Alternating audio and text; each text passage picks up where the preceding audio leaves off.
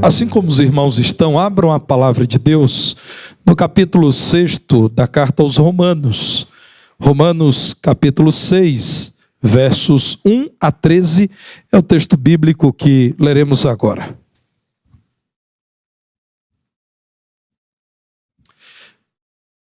Diz-nos assim a palavra do Senhor. Que diremos, pois? Permaneceremos no pecado para que seja a graça mais abundante? De modo nenhum. Como viveremos ainda no pecado, nós os que para ele morremos? Ou porventura ignorais que todos nós que fomos batizados em Cristo Jesus, fomos batizados na sua morte? Fomos, pois, sepultados com ele na morte pelo batismo, para que, como Cristo foi ressuscitado dentre os mortos pela glória do Pai, assim também andemos nós em novidade de vida.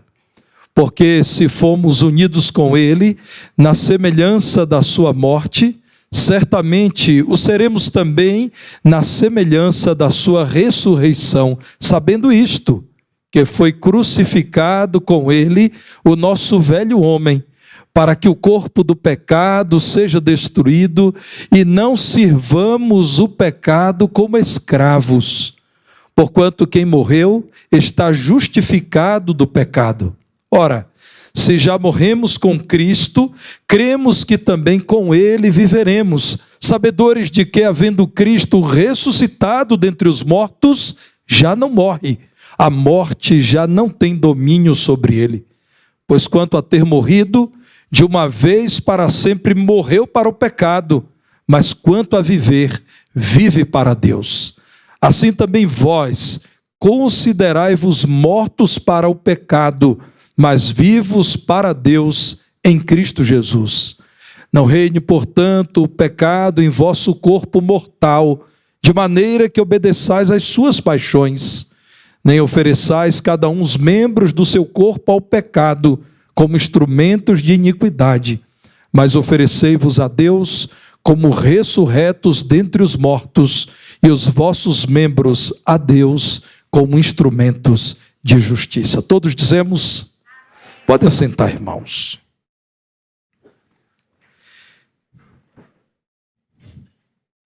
Nesta perícope, nesta parte da carta aos Romanos, o apóstolo Paulo é usado por Deus para confrontar algumas posições que, lamentavelmente, ganhavam espaço na igreja do primeiro século. A oposição se dá a libertinos e antinomistas. Existia já entre os cristãos aqueles que diziam: cremos em Cristo, mas o que faremos da vida particular, isso é assunto nosso. De algum modo, irmãos, mantinham a equivocada visão espiritual do mundo pagão que dizia: existe uma seção da vida, essa sim é espiritual, essa é divina, essa está para além da carne. Mas existe uma outra parte da vida, que essa diz respeito àquilo que é sua preferência. Faça o que quiser. A visão pagã divide a vida entre sagrada e profana. No cristianismo, não é possível, com a Bíblia aberta, defender isso, porque o cristianismo não nos apresenta uma liturgia, um lugar sagrado, um espaço tão somente para que agora sinalize a nossa mudança. O cristianismo apresenta uma nova vida. O cristianismo é Cristo. O apóstolo Paulo, ao escrever aos crentes de Corinto, disse: irmãos, quando eu estive entre vocês e Deus me usou para plantar a igreja em Corinto, eu não me preocupei, eu não me interessei, a minha motivação não esteve em outro assunto a não ser em Cristo e este crucificado. Meus irmãos, havia na igreja gente que, deixando pelo menos formalmente o paganismo, queria viver como uma espécie de cristão pagão, participando do culto e no pós-culto fazendo tudo aquilo que no culto é reprovado. O apóstolo Paulo é usado por Deus para perguntar a essas pessoas: é certo que alguém com toda a vida transformada por Cristo tenha uma parte da sua vida que denuncia a ausência de Cristo? Paulo confronta também antinomistas. Essa palavra pouco usual é fácil de ser entendida. Anti é aquilo que é contrário, é aquilo que se opõe. Nomista, de nomos, de lei. Aqueles que diziam: nós não estamos mais sob o império da lei, nós vivemos sob a graça, e a graça nos transmite segurança tamanha que façamos o que quisermos fazer, nós somos do Senhor e nada nos abalará. Na verdade, a definição de segurança em Cristo está correta, mas ela está incompleta. Porque aquele que está seguro em Cristo não tem mais prazer na velha vida. Porque aquele que pertence a Cristo, e diz a palavra de Deus, que ninguém pode arrebatar das mãos do Senhor Jesus, o bom pastor, aqueles que a Ele pertencem, nada, nem mesmo a morte, pode separar-nos do amor de Deus que está em Cristo Jesus, nosso Senhor. E então, no capítulo 6, Paulo confrontando estes antinomistas, esses que desprezavam o valor da lei de Deus, Jesus não a desprezou. Jesus veio interpretá-la corretamente, à luz da pessoa dele e da obra dele. Paulo pergunta no verso 1: nós permaneceremos no pecado para que seja a graça mais abundante? Irmãos, havia um cinismo em alguns frequentadores da igreja que diziam: quanto mais pecamos, mais graça recebemos, porque o perdão de Deus para os nossos muitos pecados sinaliza o grande amor de Deus. Pecamos porque queremos provar do amor dele. Pecamos porque queremos receber a graça dele, que reabilita o pecador. Irmãos, o apóstolo Paulo, usado por Deus, diz: de modo nenhum. É o verso 2.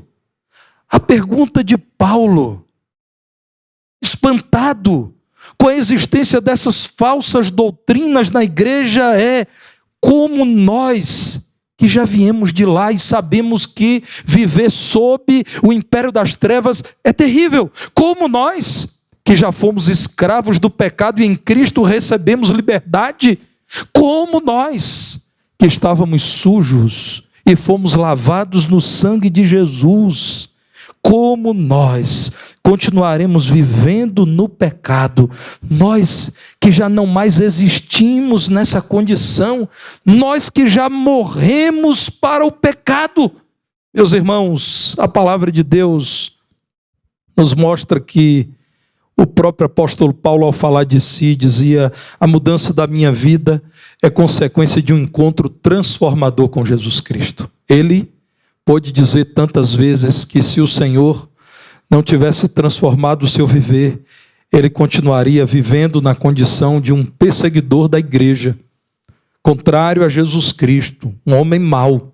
Ele diz que a partir da conversão a Cristo e o recebimento do Espírito de Cristo, essa união com Cristo produziu um novo ser. Vejam o verso 10, quando ele diz: quanto a ter morrido. E aqui ele está confrontando aqueles que pareciam que não haviam experimentado morte verdadeira. Quanto a ter morrido, Paulo diz: de uma vez para sempre morreu para o pecado. A conversão marca uma mudança tão profunda de vida que a palavra de Deus estabelece ter acontecido com o crente um novo nascimento. É nova criatura.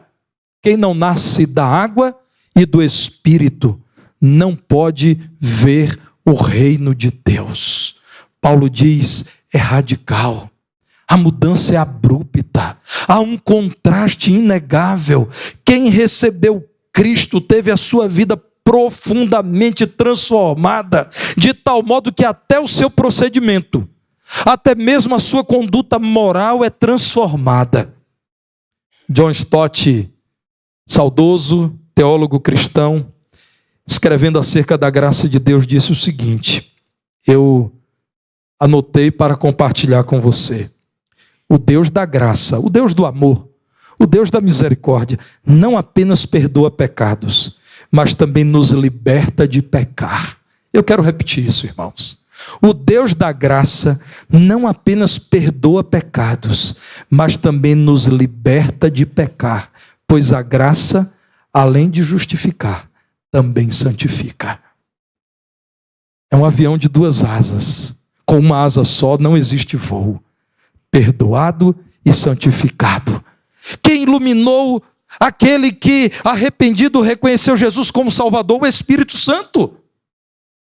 Quem dirige a vida daquele que agora rejeita o pecado? O Espírito Santo. O apóstolo Paulo é usado por Deus, então, para resumir a biografia do crente e dizer: a vida de todo salvo é a vida de quem passou da morte para a vida. É a vida de quem, antes de Cristo, era doulos. Essa é a palavra grega para servo ou escravo. É de alguém que não tinha opinião. Ele fazia aquilo que o seu Senhor dizia que ele deveria fazer. Passou da condição de um doulos, de um escravo, para uma nova vida. Antes de Cristo, irmãos, ainda nesse capítulo 6, o apóstolo Paulo diz, no verso 16, a quem vos ofereceis como servos para obediência, desse mesmo a quem obedeceis sois servos. Você sempre será servo do pecado, que como consequência te mata espiritualmente, ou da obediência a Deus, para que você seja servo daquilo que é justo, servo da justiça. Ainda no verso 17, o apóstolo Paulo diz, outrora, escravos do pecado. Ainda no verso 19, desse mesmo capítulo 6, ele diz, irmãos, outrora, nossos membros eram oferecidos para a escravidão da impureza e da maldade para a maldade. Verso 20, quando éreis escravos do pecado. Notem bem, irmãos, não estamos falando de um distanciamento de Deus. Não estamos falando de alguma composição de bondade com maldade. A palavra de Deus diz que sem Cristo, antes de Cristo, todo homem, porque não é respeitado por Satanás, é escravo dele. Irmãos, aqueles que escravizaram e ainda escravizam, eles não são diplomáticos com os que são escravizados. Eles buscam, com agressividade aprisionam e subjugam essas vidas. Acredite, não muda em nada do ponto de vista espiritual, a não ser nas consequências que são piores. Satanás não tem qualquer consideração por você e sua vontade. Como um escravizador maligno, ele busca o homem, o subjuga e o faz viver sem vontade alguma na prática de toda a maldade. Isso é escravidão. Antes de Cristo, diz a palavra de Deus, que nós éramos dominados pelo pecado. No verso 12 do capítulo 6, o apóstolo Paulo está dizendo, irmãos, não deve mais reinar no corpo de vocês. E Paulo sabia o que estava dizendo.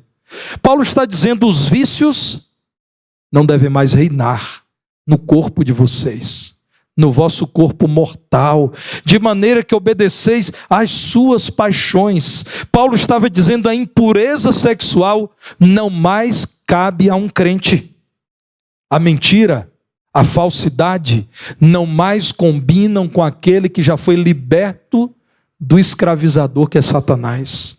A idolatria, aquela cegueira espiritual que leva o homem ao engano da devoção a ídolos, não mais é parte da vida do crente. A incredulidade, o materialismo, tudo isso que outrora nos dominou porque não tínhamos vontade, éramos escravos, diz respeito àquilo que éramos sem Cristo, antes de Cristo, porque éramos dominados pelo pecado, nós cumpríamos propósitos malignos.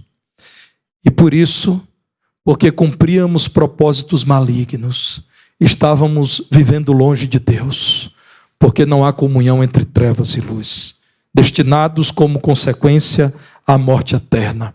Olhe para o versículo que encerra o capítulo 6. O salário do pecado é a morte. A consequência ou a recompensa Naturalmente, quem está dominado pelo pecado é um obreiro da maldade, receberá um salário que é a perdição eterna. Paulo está dizendo a esses irmãos: nós éramos mortos, éramos velha criação. No batismo, o cristão conscientemente publica a sua fé dizendo: sem Cristo eu estava morto, sem Cristo eu estava perdido, eu era condenado com justiça. Ao estudar a história do Brasil colonial, muito interessante perceber que multiplicaram-se quilombos pelo nosso território. Gente que não suportava a escravidão e que fugia normalmente para lugares não habitados, matas, o interior do nosso território. Acontece que quando a Lei Áurea finalmente formalizou que ninguém mais no Brasil deveria ser submetido à escravidão, em muitos desses lugares, já no Brasil imperial, a notícia não chegou. Irmãos, há notícias de que nas primeiras décadas do século XX, existiam quilombos que reagiam fortemente ao contato com qualquer pessoa, porque ainda havia a crença de que eles estavam sendo perseguidos para serem levados de novo às garras dos feitores, dos senhores. Eles poderiam viver como livres, mas não conheciam a libertação. O homem sem Cristo é assim. Crendo em Cristo, podem ser libertos imediatamente do poder de Satanás, mas vivem ainda escravizados. A notícia da libertação, da lei áurea espiritual não chegou a essas pessoas, e aqui está a razão de ser da missão da igreja, dizer ao mundo inteiro: vocês não precisam mais viver como escravos, já há libertação na cruz. O ato de Jesus no Calvário, substituindo o pecador, cumprindo a justiça do Deus Santo, se entregando como redenção para o pecador, permite que quem crê em Jesus seja salvo da escravidão. E meus irmãos, eu fico observando quantos grupos condenam o cristianismo, dizendo que cristãos querem converter todo mundo. E quem diz isso não está querendo converter o mundo também? Para as suas ideias, para o seu estilo de vida, inclusive estilo de vida em que não cabe o cristianismo? Irmãos, a meu ver, todos nós, porque somos seres gregários, criados por Deus para os relacionamentos, todos nós queremos sim dizer ao mundo daquilo que é bom para nós. Irmãos, não é verdadeira a intenção de quem diz cristãos deveriam viver a sua fé no secreto do seu lar e não deveriam tentar converter os outros. Quando dizem isso, estão tentando nos converter ao seu estilo de vida, sem Deus, sem fé, sem qualquer declaração de devoção ao Criador. O cristianismo está nesse mundo na dependência de Deus, dizendo: escravos, vocês já podem ser libertos, corram para Jesus. Escravos, cansados da vida de opressão, já existe libertação no sangue de Jesus. Quem éramos, irmãos? Nós éramos mortos. Em Cristo, nós renascemos. Verso 12. Olhe para a sua Bíblia. Não reine, portanto, o pecado em vosso corpo mortal. Não é mais para você essa condição. É isso que a palavra de Deus está dizendo. E na sequência, no verso 13, diz: nem ofereçais cada um os membros do seu corpo ao pecado. Por quê? Verso 13. Vocês já são ressurretos dentre os mortos. Vocês agora não são mais instrumentos de iniquidade, mas instrumentos de justiça. Olhem para a palavra de Deus, meus irmãos. O que a palavra de Deus está dizendo é que Cristo apresentou-se na cruz, o corpo dele, em favor deste corpo que é a igreja. Todos aqueles que foram substituídos por Cristo na cruz, ao crerem em Cristo, herdaram esta crucificação, morreram. Parabéns, você morreu. A palavra de Deus no verso 3 diz: vocês estão ignorando, vocês que defendem uma vida libertina, vocês que defendem um cristianismo sem conduta, sem testemunho que denuncia a mudança em Cristo, vocês ignoram que o batismo em Cristo é o batismo na morte de Cristo. Todo cristão, quando é batizado, ele é batizado representando a morte dele em Cristo. Verso 4, vocês ignoram que fomos sepultados. O batismo, a submersão, a nossa imersão nos leva a uma condição, irmãos, em que desaparecemos, baixamos aos olhos de todos. Fomos sepultados com Ele, com Jesus na morte, quando fomos batizados.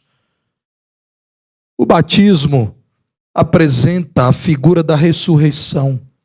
E quem ressuscitou tem nova vida.